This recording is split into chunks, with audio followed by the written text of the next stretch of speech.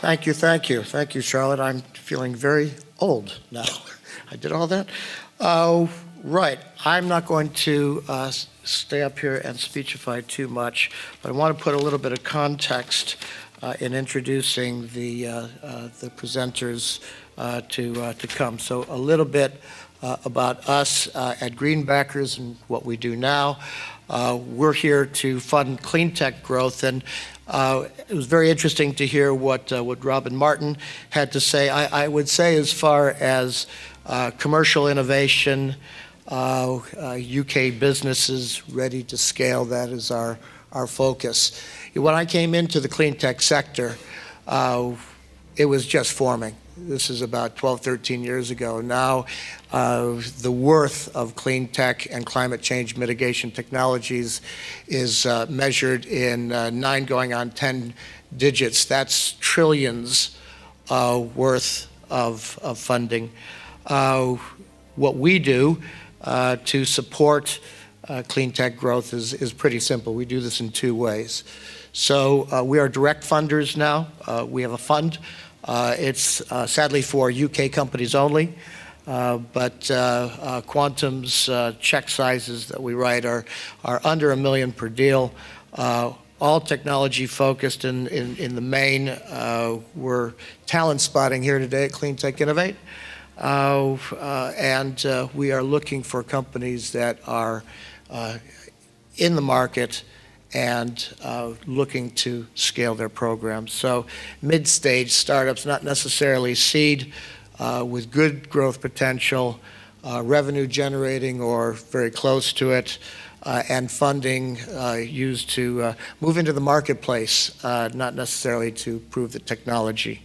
Hopefully, Innovate UK and other early stage funders will have done that bit, and also a very clear roadmap to returning funds to the investors at some point.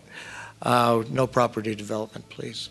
For those that are looking for larger funding amounts, we've been mapping out the funding community globally of companies that are either already engaged in clean tech, willing to consider it, or we think we can convince them into coming into this. So we work on an assignment basis to take our clients into these funders and help them close, and much larger deals up to 20 million, and trying to make sure that we reach the right funders at the right time with the right message.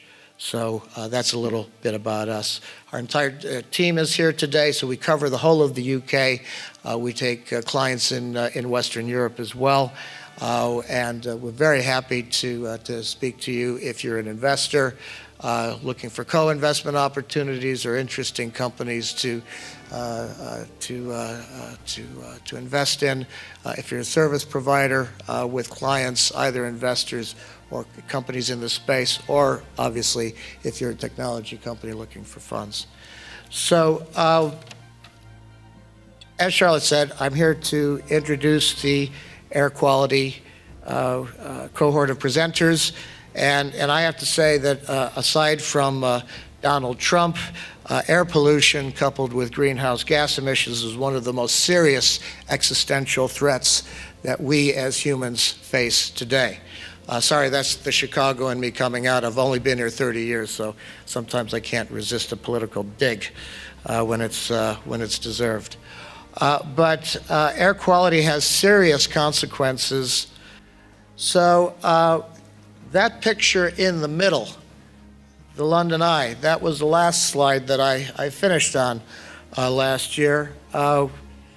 Greenhouse gases, air quality has got serious consequences on human health, and particularly to an increasing number of respiratory, cardiovascular diseases, and it affects crop yields and the environments with impacts on biodiversity and ecosystems.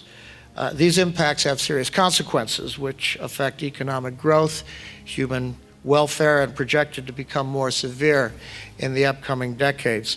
In the UK alone, air quality is a public health emergency that has been causing 40,000 premature deaths a year. And in London, that's why I have the picture of the eye, air pollution levels have been actually worse than in Beijing. That is clearly not acceptable. The OECD has estimated that 5.5 million air quality related premature deaths happen globally. That metric was in 2013. 92% of people worldwide now live in places where air pollution levels exceed suggested safety limits. An analysis of 160 cities reveals that 2/3 exceed World Health Organization guidelines for ambient air quality limits on particulate matter, which inflicts damage to respiratory tracts and lungs. I don't want to be breathing this. Costs associated with premature deaths from outdoor air pollution are projected to rise from $3 trillion US in 2015 to 18 to $25 trillion in the next 30 to 40 years. Now, I'm not trying to depress you, but clean air is a basic human need, and like clean drinking water, it's something that isn't prized until we don't have it. So I'd like to actually suggest that this area represents a major business opportunities for investors smart enough to recognize it.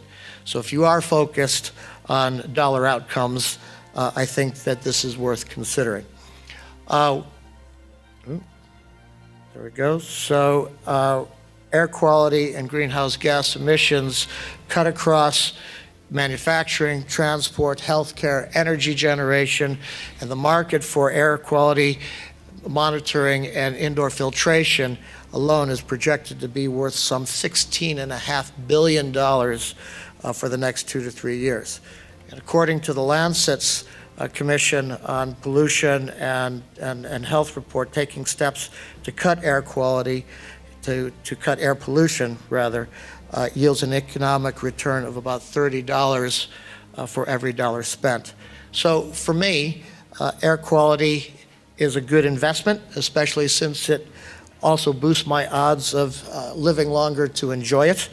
And there's no one-fits-all recipe for reducing the impacts of air pollution and greenhouse gas. So as part of our portfolio approach at Greenbackers, I can confirm today that we'll be committing to investing, co-investing, and fundraising for companies with technology in this area. So talk to us if you're interested in that. And now it's time for me to be quiet and listen to this group of presenters. I'll be looking to cast my vote for the best in show today. So thank you very much, and over to them. Thank you.